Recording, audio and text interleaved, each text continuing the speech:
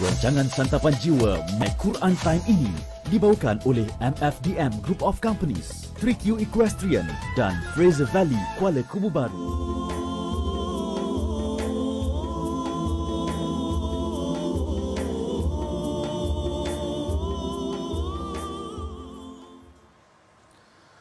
أعوذ بالله من الشيطان الرجيم بسم الله الرحمن الرحيم الحمد لله رب العالمين الرحمن الرحيم مالك يوم الدين إياك نعبد وإياك نستعين اهدنا الصراط المستقيم صراط الذين أنعمت عليهم غير المغضوب عليهم ولا الضالين.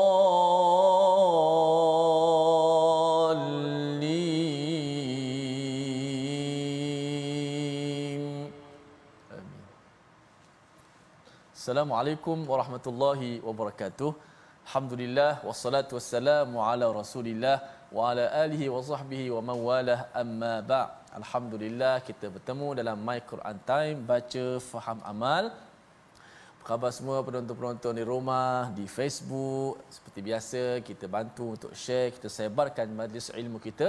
Mudah-mudahan sahabat-sahabat kita dapat sama-sama turut untuk belajar daripada halaman yang ke-459 surah Az-Zumar, yang pastinya sangat menarik, sangat penting untuk sama-sama kita menguatkan ketauhidan kita kepada Allah Subhanahu Wa Taala.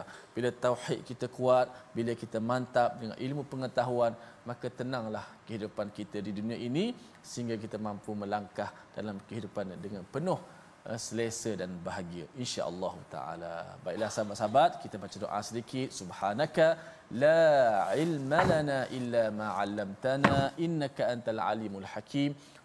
Rabbi zidni ilma. Amin amin ya rabbal alamin. Baik, seperti biasa saya persilakan Fadil Profesor Madya Dr. Ahmad Sanusi untuk meneruskan halaman muka surat yang ke-459. Sila Dr. Baik, terima kasih Ustaz Tirmizi. Assalamualaikum warahmatullahi wabarakatuh. Alhamdulillahirabbil alamin wassalatu wassalamu ala asyrafil anbiya'i wal mursalin sayyidina Muhammadin wa ala alihi wa ashabihi ajma'in, amma ba'd. Alhamdulillah tuan-puan, para penonton, ibu ayah yang saya kasihi sekalian, hari ini kita diberikan oleh Allah peluang sekali lagi, dipanjangkan umur sekali lagi, kemudian diberi peluang untuk bertadabbur Al-Quran. Allahu Akbar. Ini adalah nikmat yang paling besar. Nikmat di mana kita dapat menghayati apa yang telah diperintahkan oleh Allah, kata-kata ataupun kalamullah yang diturunkan oleh Allah kepada Rasulullah. Hari ini kita menyemak ataupun membelik halaman yang ke-459. Ianya adalah kesinambungan daripada ayat yang pertama dan ayat yang ke-5 kalau tak silap saya, yang kita telah bincangkan sebelum daripada ini, mengenai tentang perihal-perihal Allah Ta'ala menyebutkan tentang tauhid kepada Allah Ta'ala, isu-isu tentang ubudiyah, mengabdikan diri kepada Allah. Hari ini kita akan masuk mengenai tentang perbincangan nikmat yang Allah Ta'ala berikan kepada kita, betapa banyak yang Allah Ta'ala berikan kepada kita. Kita perlu kepada kesyukuran ataupun bersyukur kepada Allah Ta'ala, yang mana sinopsis ataupun perbincangan secara umumnya pengajian kita pada hari ini akan kita persembahkan. Mari sama-sama kita perhatikan kepada mengenai tentang perbincangan kita pada hari ini, iaitu memperingatkan orang kafir dengan nasib umat yang terdahulu.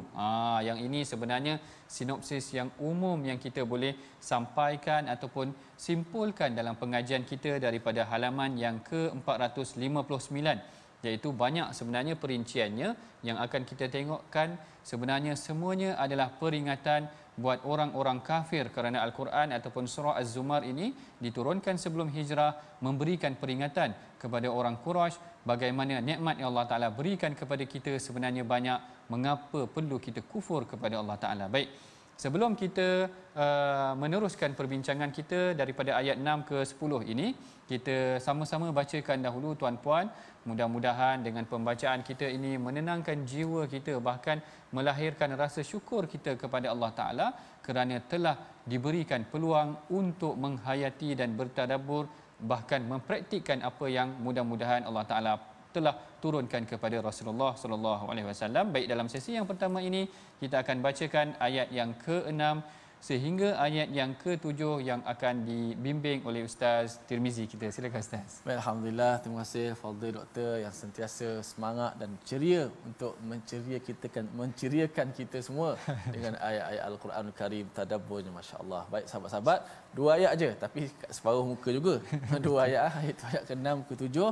Jom kita sama-sama alunkan dengan nahawan, mudah-mudahan bacaan kita Allah Subhanahu wa taala berikan pahala dan menurunkan rahmat kepada kita semua. Auzubillahi minasyaitonir rajim.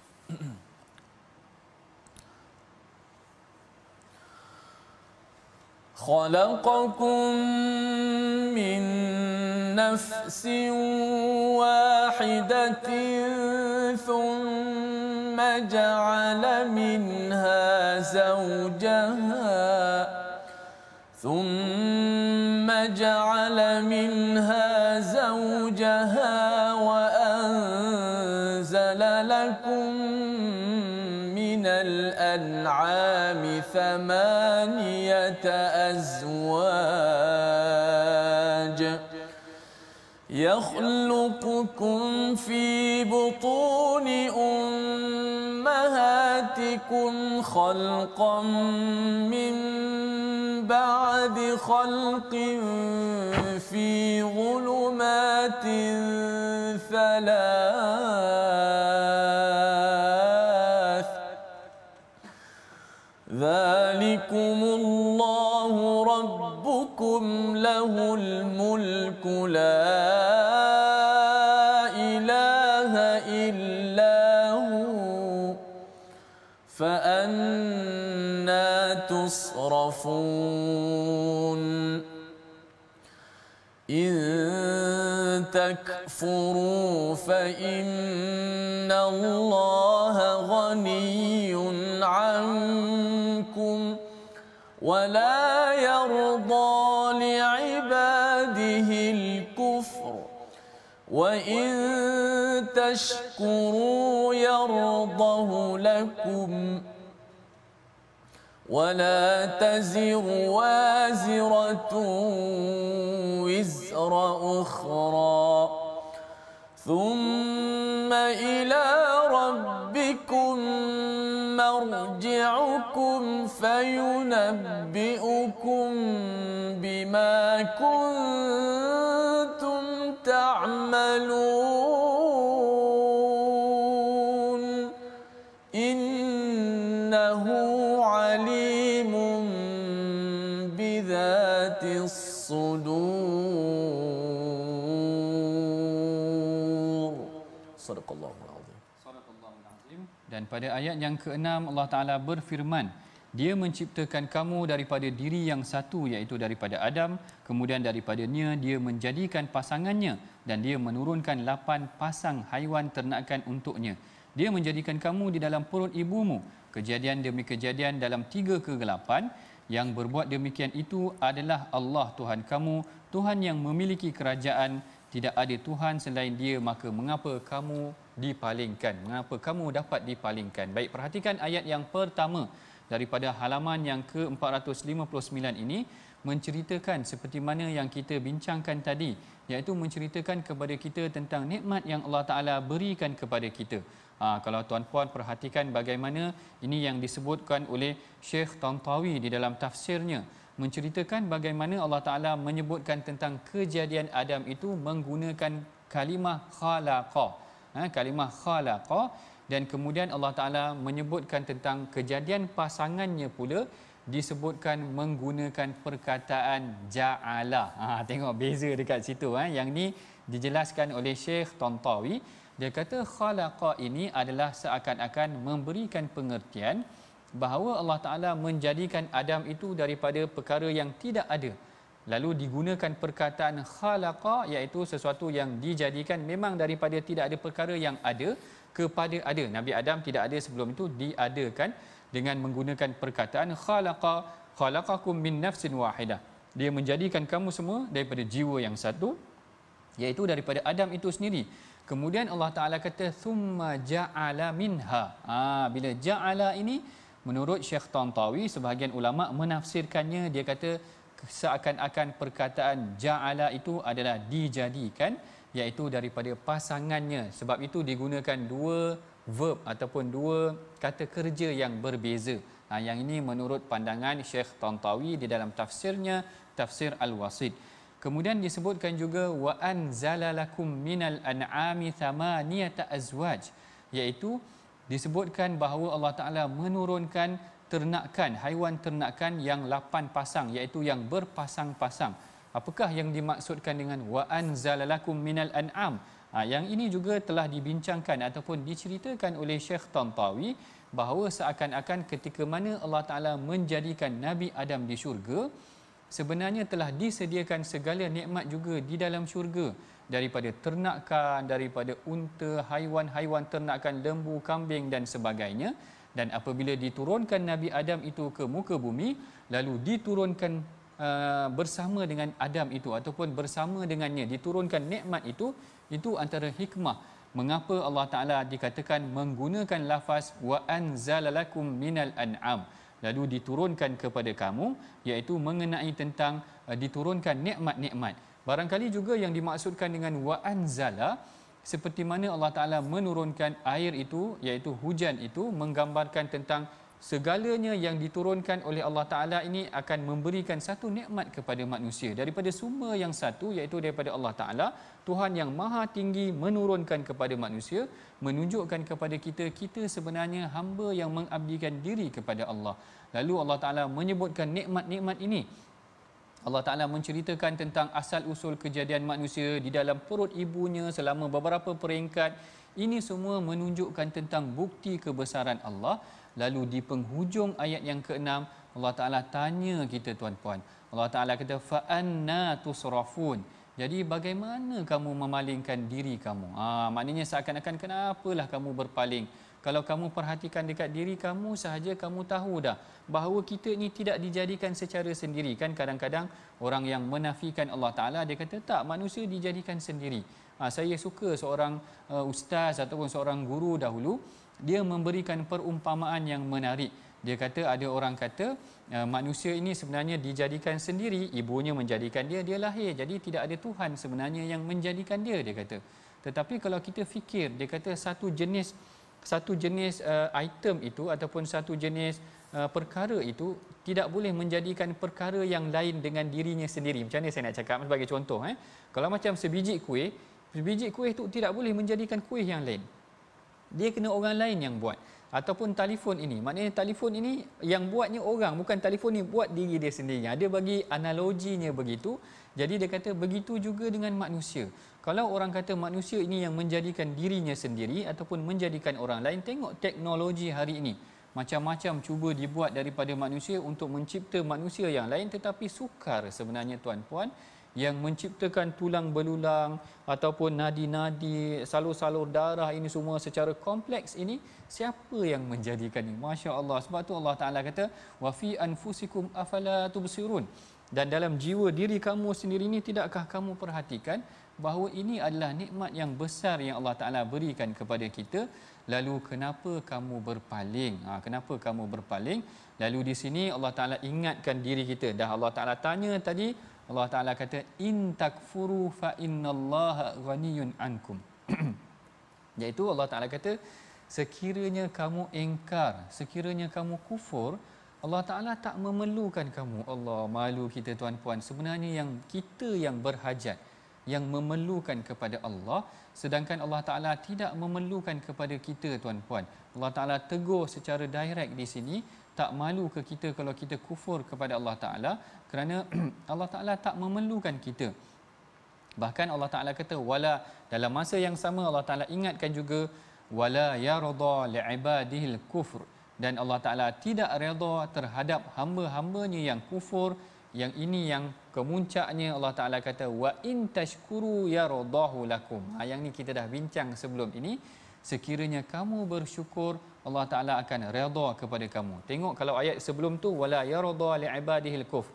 Kalau kita kufur, Allah Ta'ala tak suka dengan kita. Kalau kita bersyukur, Allah Ta'ala redha kat kita. Allahu Akbar.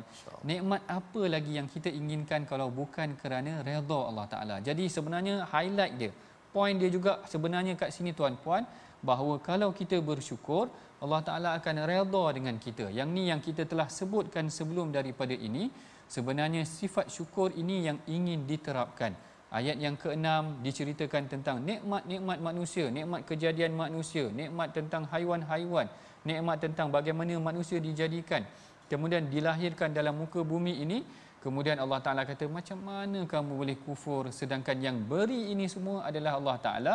Lalu di dalam Al-Quran Allah Ta'ala banyak ingatkan kepada kita tentang nikmat-nikmat ataupun tentang ciri-ciri hamba yang bersyukur ini. Semuanya nikmat yang banyak ataupun semuanya adalah contoh yang banyak. Kalau kita perhatikan bagaimana ayat pertama yang kita bacakan pada hari ini menunjukkan sekiranya kita bersyukur kepada Allah Ta'ala, Allah Ta'ala akan redha kepada kita. Bahkan bagaimana kita nak bersyukur, yang ini selalu saya ingatkan bahawa syukur ini dia bukan dengan lafaz sahaja. Yang mana Allah Ta'ala sebutkan buat Nabi Daud, i'malu ala Dawud syukra, iaitu bekerjalah. Maknanya kerja ataupun syukur ini perlu dipraktikkan, perlu diimplementasikan secara dengan tindakan. Dengan tindakan. Kalau kita masih lagi ingat, saya kira kisah hadis ni tuan-puan semua tahu. Kisah seorang wanita yang baghiyah ataupun seorang wanita yang dikatakan baghiyah ni sebenarnya yang jahat ataupun dalam terjemahan yang lain dikatakan pelacur. Yang mana ada anjing kehausan, dia beri minum air kepada anjing tersebut. Lalu apa yang disebutkan oleh Rasulullah? Rasulullah kata fasyakarallahu lahu ataupun fasyakarallahu laha faghafara laha. Allah Ta'ala fasyakara ni macam berterima kasih. Allah Ta'ala seronok. Fasyakara di sini bukanlah maksudnya Allah Ta'ala berterima kasih begitu, tetapi digambarkan Allah Ta'ala redha. Macam yang disebutkan sini wa in tashkuru yaradahu lakum. Kalau kamu bersyukur, Allah Ta'ala redha. Sama seperti kisah wanita tu tadi. Kalau dia, maknanya dia telah memberikan air kepada anjing yang kehausan itu. Lalu Rasulullah kata fasyakara laha. Allah Ta'ala telah bersyukur, iaitu redha kepadanya. Faghafara laha. Lalu Allah Ta'ala ampunkan dosa dia. Mudah tuan-puan. Sebenarnya kalau kita bersyukur, kita amalkan, praktikkan sifat syukur kita, maka Allah Ta'ala akan redha dengan kita. Tidak sukar sepatutnya untuk kita menjadi hamba yang bersyukur. Bahkan kalau kita tengok, kalau dalam halaman yang sebelum ini daripada surah Sad, Allah Ta'ala menceritakan bagaimana hamba-hamba yang bersyukur ini kebanyakannya disifatkan kepada para Nabi.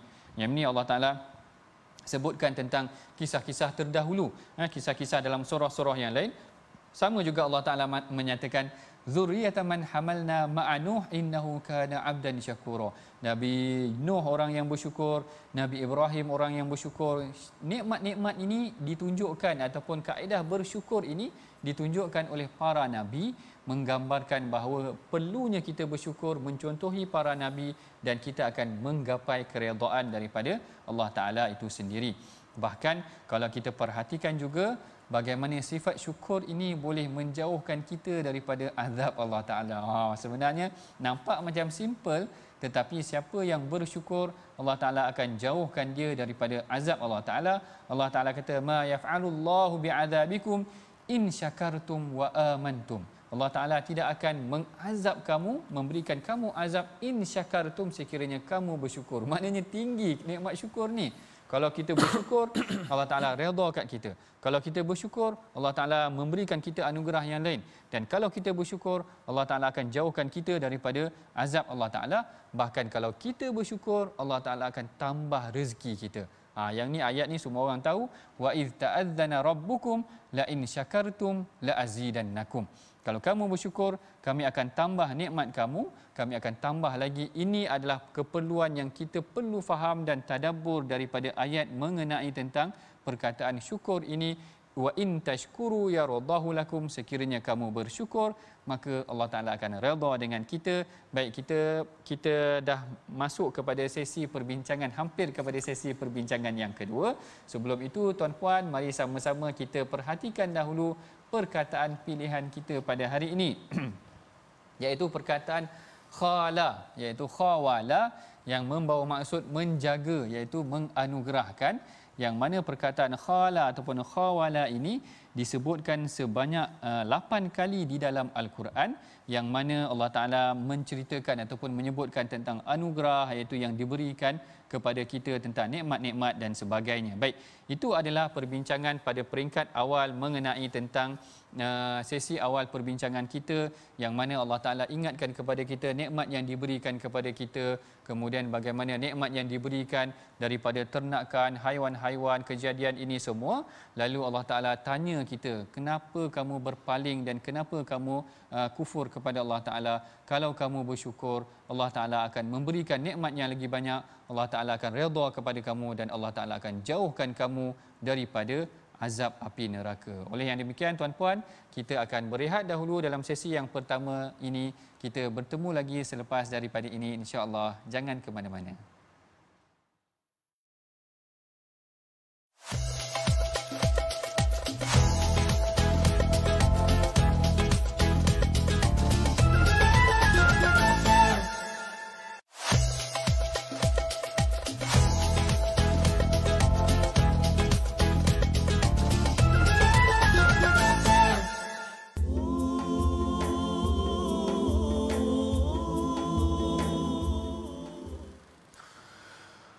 قل يا عبادي الذين آمنوا اتقوا ربكم للذين أحسنوا في هذه الدنيا حسنة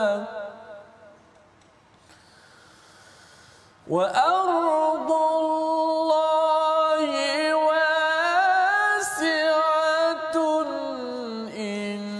إنما يوفى الصابرون أجرهم بغير حساب.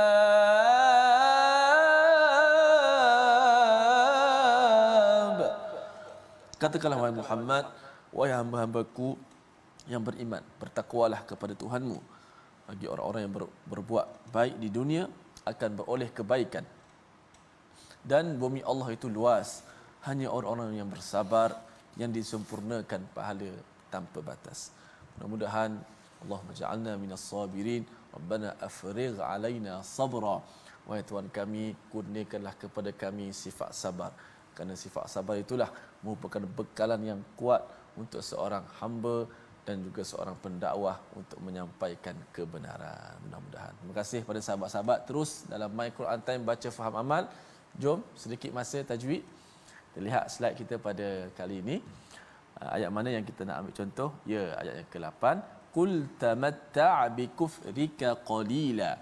Jelaskan perbezaan sebutan kaf pada bi kufrika dan qaf pada awal perkataan qa, qalila. Duduk dekat-dekat. Bila duduk dekat-dekat berjiran, qaf dengan kaf itu makhrajnya dekat sangat, di mana di pangkal lidah kita tu. Qa depan sedikit ka. Maka walaupun makhraj dekat tetapi dia punya sifatnya berbeza. Maka kita nak kena bezakan. Qul tamatta' bi kufrika qalila, bi kufrika qalila. Nak kena jelas. Jangan kita baca bi kufrika qalila, dua-dua kita belasah qaf. Qul tamatta' bi kufrika qalila pun tak boleh. Dua-dua belasah qaf ataupun dua-dua kita ambil kaf. Qul tamatta' bi kufrika qalila pun tak boleh. Berikan haknya. Pertama kita nipiskan. Qul tamatta' bi kufrika. Qul tamatta' bi kufrika qalila. Ka bi kufrika qalila. Qul tamatta' bi kufrika qalila. Kita buat sama-sama. 1 2 mula. Qul tamatta' bi kufrika qalila. Masya-Allah. Kita jaga sifat kaf yang nipis dan kekalkan sifat qaf yang tebal. Akan bunyi sedap bacaan kita. Wallahu a'lam. Sila Doktor. Wallahu a'lam. Terima kasih Ustaz Tirmizi atas perkongsian mengenai tentang sifat huruf, mana yang perlu tebal, mana yang perlu nipis. Kalau Ustaz Tar dulu dia sebut tebal. Bukan tebal, tebal dia kata. Mungkin ada unsur-unsur Jawa sikit agaknya di situ sebutan tebal dan sebagainya, tapi tak mengapa tuan-puan, itu adalah bagi menjaga bacaan kita, mudah-mudahan dia berada dalam keadaan yang baik. Kemudian dalam sesi yang kedua ini kita akan menceritakan ataupun kita akan menyentuh mengenai tentang ayat yang ke-8 sehingga ayat yang ke-10, yang mana kalau tuan-puan perhatikan kita boleh tengok bagaimana sebenarnya awal Allah Ta'ala menceritakan tentang nikmat, kemudian Allah Ta'ala larang kita kufur dan jangan kita tidak bersyukur. Dalam part yang kedua Allah Ta'ala sebenarnya ingin menceritakan kepada kita tentang sifat manusia yang engkar ataupun melupakan Allah Ta'ala. Sebelum kita masuk perbincangan yang lebih terperinci mengenai tentang perkara ini, mari sama-sama tuan-puan kita bacakan ayat ini bersama dengan Ustaz Tirmizi kita, yang mana bermula daripada ayat yang ke-8 sehingga ayat yang ke-10. Mudah-mudahan kita dapat mengambil pengajaran dan bertadabbur tentang isi kandungnya insya-Allah. Silakan Ustaz. Baik, jom kita terus bacaan kita pada muka surat yang ke-459 ayat yang ke-8 hingga 10. Nahwan insya-Allah. A'udzu billahi minasy syaithanir rajim. Bismillahirrahmanirrahim. Wa idza massal insana dhurrun da'a rabbahu muniban ilayhi thumma idza khawwalahu ni'matan minhu nasiya ma kana yad'u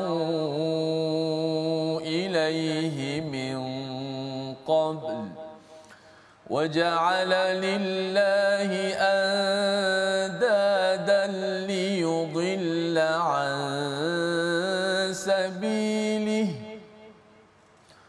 قل تمتع بكفرك قليلا إنك من أصحاب النار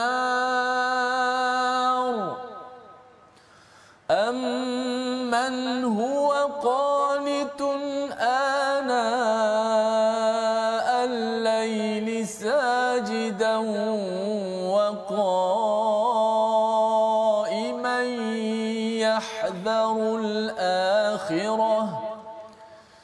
يحذر الآخرة ويرجو رحمة ربه قل هل يستوي الذين يعلمون والذين لا يعلمون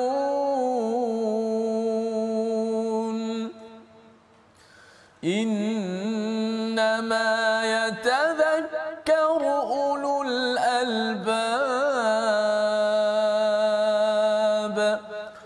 قل يا عبادي الذين اتقوا ربكم للذين أحسنوا في هذه الدنيا حسنة وأرض الله واسعة إنما يوفى الصابرون أجرهم بغير حساب. صدق الله العظيم. Sadaqallahul Azim. Dan pada ayat yang ke-8 Allah Ta'ala berfirman, dan apabila manusia ditimpa bencana, dia memohon pertolongan kepada Allah dengan kembali taat kepadanya. Tetapi apabila dia memberikan nikmat, Allah Ta'ala memberikan nikmat kepadanya, dia lupa akan bencana yang pernah dia berdoa kepada Allah sebelum itu, dan dia menyekutukan Allah dan untuk menyesatkan manusia. Lalu ini adalah pengajaran yang sangat penting sebenarnya tuan-puan. Kalau kita sama-sama baca ayat yang ke-8 ini, sebenarnya ianya adalah satu peringatan yang mengetuk jiwa kita sebenarnya, ibu ayah, tuan-puan, para penonton sekalian, kerana situasi ini sangat biasa dengan kita. Situasi ini sangat biasa dengan kita. Bayangkan apa yang Allah Ta'ala sebutkan ini tadi. Allah Ta'ala kata, wa idza massal insana dhurrun da'a rabbahu. Allah Ta'ala kata manusia ini bila dia ditimpa dur, dia ditimpa satu perkara yang kesusahan, satu perkara yang bahaya, dia da'a rabbahu muniban, dia berdoa sungguh-sungguh kepada Allah Ta'ala. Summa idza khawwalahu, namun apabila Allah Ta'ala hilangkan dia, Allah Ta'ala berikan dia ni'matan minhu, Allah Ta'ala perkenankan doa dia tu tadi, nasiya ma kana yad'u ilaih, tiba-tiba dia melupakan Allah Ta'ala. Allahu Akbar. Yang ni sama-sama kita muhasabah. Ada tak dalam keadaan sama-sama, pernah tak kita melalui perasaan ini, iaitu bila kita susah beria kita mohon ke Allah Ta'ala, ya Allah tolonglah aku nak exam ke, kalau pelajar-pelajar nak exam, ya Allah tolonglah ya Allah, macam tu. Ataupun kalau bukan pelajar pun, maknanya yang bukan pelajar pun, kalau dia ada exam nak ujian kenaikan pangkat ke apa ke, beria dia berdoa kepada Allah Ta'ala, tiba-tiba Allah Ta'ala perkenankan doa dia, Allah Ta'ala naikkan pangkat dia, tak ingat dia kepada Allah. Bukan saja tak ingat dia kepada Allah Ta'ala, dia melakukan maksiat pula setelah daripada dia diberikan pangkat yang dimohon melalui ataupun menggunakan berdoa dengan nama Allah itu tadi. Lalu ayat ini sebenarnya mengetuk pintu hati kita tuan-puan. Pernah tak dalam keadaan kita kesusahan, kita memerlukan sesuatu, kita berhajat kepada sesuatu, kita beria mohon kepada Allah Ta'ala. Tetapi bila Allah Ta'ala kata, thumma idza khawwalahu ni'matan, bila aku dah berikan nikmat, kami dah berikan nikmat, nasiya ma kana yad'u ilaihi, dia lupa apa yang dia pernah doa kepada aku. Allahu Akbar. Inilah situasi-situasi yang disebutkan dalam Al-Quran. Sebenarnya tak jauh tuan-puan, dekat dengan diri kita. Kadang-kadang kita pun mungkin melakukan sedemikian, bermohon kepada Allah Ta'ala bersungguh-sungguh, tapi bila Allah Ta'ala dah beri, kita lakukan maksiat. Mudah-mudahan Allah Ta'ala jauhkan kita daripada perkara-perkara yang merosakkan amalan dan merosakkan diri kita ini. Tetapi di sini keadaannya berbeza sedikit. Keadaannya merujuk kepada orang kafir itu sendiri. Mereka bila ditimpa kesusahan, mereka mengadu kepada Allah Ta'ala. Bila Allah Ta'ala dah berikan tentang kelapangan, mereka mengkufurkan Allah Ta'ala. Ini lebih teruk. Ini lebih teruk. Dia kata kat sini, وَجَعَلَ لِلَّهِ أَنْدَادًا لِيُضِلَّ عَنْ سَبِيلِهِ.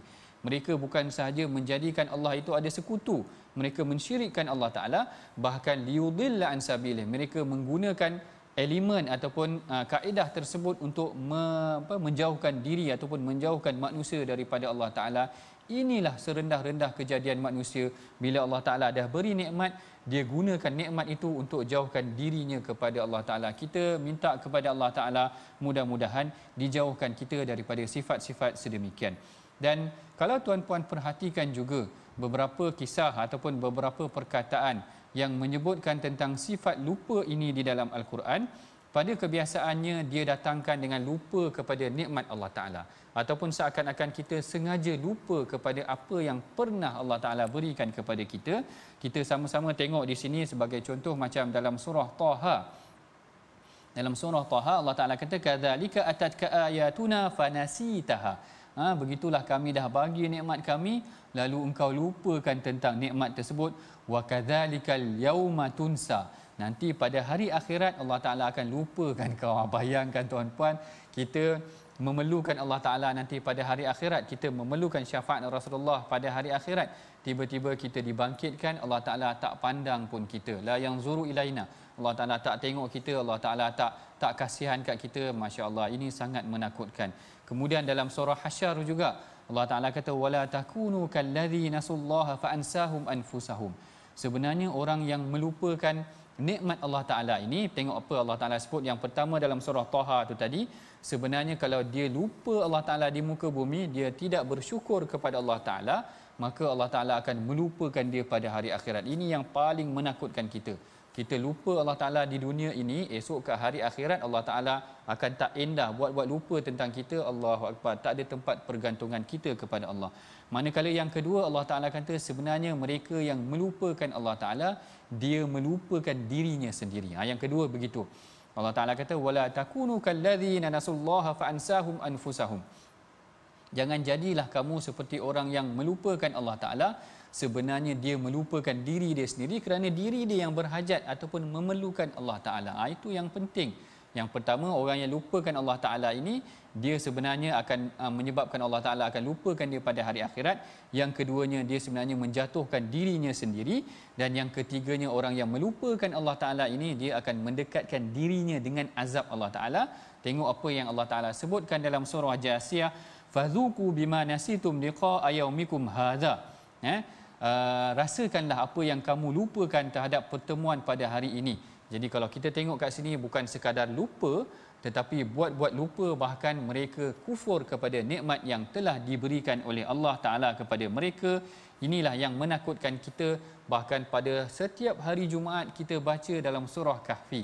Kita baca dalam surah Kahfi, Allah Ta'ala menyebutkan sifat orang yang zalim. Sebenarnya yang lupa kepada nikmat Allah Ta'ala ini, seakan-akan mereka ini adalah orang yang zalim, kerana Allah Ta'ala kata waman azlamu mimman dzukira biayati rabbih.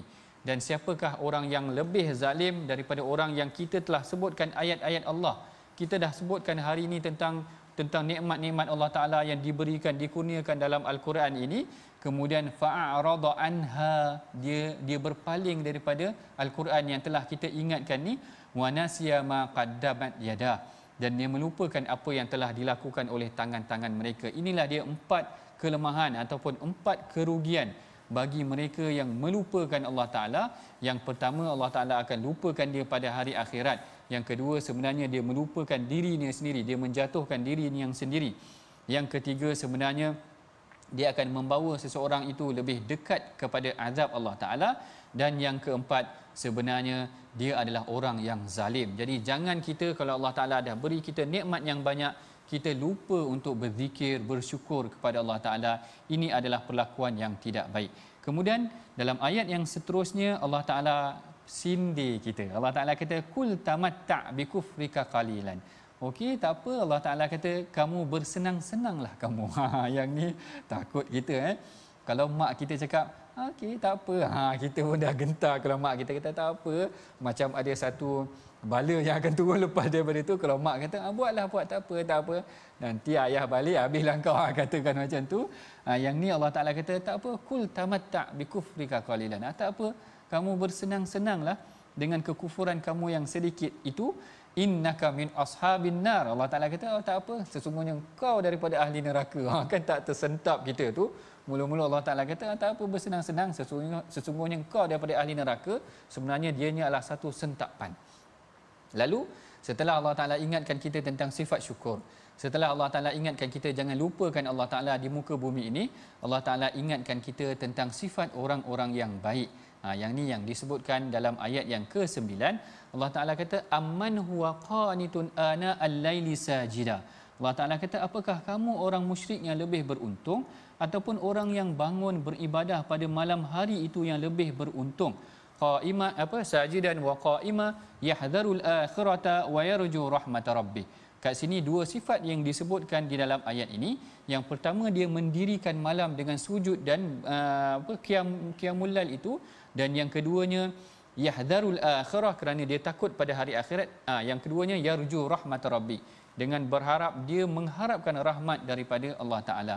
Yang ini yang sebenarnya pernah diungkapkan dalam hadis Nabi, yang mana Rasulullah sallallahu alaihi wasallam pernah datang kepada seorang lelaki yang berada di ambang mautnya. Yang ini yang diceritakan sendiri oleh Sayyidina Anas. Dia kata kana Rasulullah sallallahu alaihi wasallam dakhala ala rajulin wa huwa fil mauti. iaitu Rasulullah masuk kepada seorang lelaki yang sedang nazak. Allahu akbar. Kita esok mudah-mudahan kalau kita berada dalam keadaan sakit, Allah Taala permudahkan urusan kita tuan-puan. Rasulullah, Sayyidina Anas cerita Rasulullah pernah masuk kepada orang yang sedang nazak, faqala kaifa tajidka. Lalu Rasulullah tanya, macam mana keadaan kau? Lalu lelaki ni kata, arju wa akhaf. Aku dalam keadaan yang sangat berharap kepada keampunan Allah Taala dan aku sangat takut. Maknanya dah di penghujung hidup dia masih ingat lagi kepada Allah Taala. Lalu Rasulullah sallallahu alaihi wasallam berkata, Rasulullah sallallahu alaihi wasallam bersabda, dia kata, la yajtami'an fi qalbin 'abdin fi mithli hadzal mawtin illa a'tahu Allahu alladhi yarju wa amanahu alladhi yakhaf. Allah Taala, Rasulullah kata, tidak ada seorang lelaki yang berhimpun dua sifat ini, sifat takut dan sifat raja, sifat khauf dan sifat raja, takut dan harap kepada Allah Taala, melainkan Allah Taala akan menjauhkan dia daripada apa yang dia takut dan Allah Taala akan memberikan dia apa yang dia harap. Mudah-mudahan kita tergolong dalam golongan yang mendapat nikmat rasa takut kepada Allah Taala dan khauf kepada Allah Taala dan berharap kepada Allah Taala ini. Dan menarik juga di dalam tafsir Ibnu Kathir, Al-Imam Ibnu Kathir ada ceritakan tentang ayat amman huwa qanitun ana al-laili ini. Al-Imam Ibnu Kathir ada menceritakan tentang ayat yang ke-9 ini apabila Saidina Abdullah bin Umar. Saidina Abdullah bin Umar ni tuan-puan, kalau tuan-puan baca hadis Nabi, dia adalah seorang yang rajin mendirikan qiyamul lail. Rasulullah pernah memuji Saidina Umar, Rasulullah kata Saidina Abdullah bin Umar, Rasulullah sallallahu alaihi wasallam bersabda, dia kata ni'mal abdu ataupun sebaik-baik hamba itu adalah Abdullah bin Umar ataupun Ibnu Umar in qamal lail, iaitu sekiranya dia mendirikan malam lalu dia tak pernah meninggalkan qiyamul lail, maknanya dia seorang yang rajin mendirikan malam. Tetapi ketika mana dia baca ayat ini, dia kata zaka Uthman ibn Affan. Dia kata sebenarnya ayat ini menujukan kepada Saidina Uthman bin Affan. Kenapa Abdullah bin Umar kata sedemikian? Kerana dia kata likasrati salati amiril mukminin, kerana banyaknya Saidina Uthman itu mendirikan qiyamul lail. Yang ini sebenarnya kisah ni menarik. Bagaimana seorang khalifah, bagaimana seorang pemimpin, tetapi dia seorang yang mendirikan qiyamul lail. Yang ini barangkali perlu kita praktikkan dalam syarikat kita, dalam tempat kerja majikan kita ataupun di mana-mana sahaja, bahawa pemimpin itu juga diajak untuk mendirikan qiyamul lail. Jangan terkejut pula pemimpin mendirikan qiyamul lail, tetapi sebenarnya inilah yang diberikan contohnya oleh para sahabat. Saidina Umar, Saidina Abu Bakar, Saidina Uthman, orangnya dekat dengan Allah Ta'ala. Apabila dia dekat dengan Allah Ta'ala, dia takut untuk melakukan perkara yang dilarang oleh Allah Ta'ala, takut dia nak ambil rasuah ke, takut dia nak menyeleweng kuasa dan sebagainya, kerana dia dekat dengan Allah Ta'ala itu sendiri. Oleh yang demikian, sebenarnya tuan-puan, ini adalah pengajaran yang penting. Bagaimana sebenarnya Allah Ta'ala memuji. Kalau tadi Allah Ta'ala mengingatkan kita, jangan kita tidak bersyukur kepada Allah Ta'ala, jangan kita lupakan nikmat Allah Ta'ala. Kemudian salah satu kaedah kita bersyukur dan mencukuri nikmat Allah dan tidak melupakan nikmat Allah adalah dengan kita mendirikan qiyamul lail, sama seperti Saidina Abdullah bin Umar, sama seperti khilafah ataupun khalifah kita iaitu Saidina Uthman. Dan kemudian Allah Ta'ala mengingatkan tentang sifat orang-orang yang baik, iaitu orang-orang yang berilmu dan juga orang yang melakukan kebaikan di muka bumi ini, insya-Allah. Baik, begitulah dia perbincangan ataupun sesi tadabbur kita daripada halaman yang ke-459.